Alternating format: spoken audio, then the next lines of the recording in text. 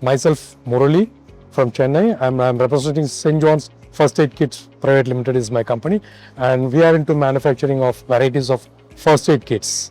We do supply many government supplies, and this is almost 16 years old company. We started in 2009.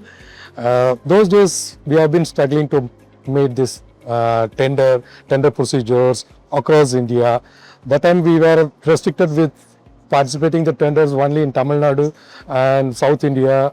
We don't have get chance to participate in North Indian tenders, and more important is that language is the barrier.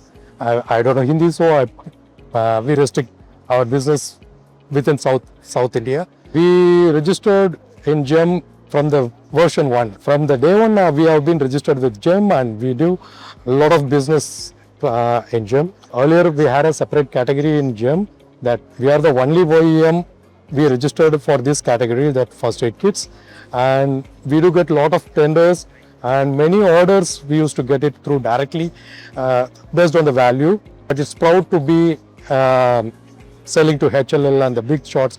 And recently I want to share with you that we started supplying to Vande Bharat train. Wherever we go in the Vande Bharat train, you can see my product. This has happened only because of this GEM actually.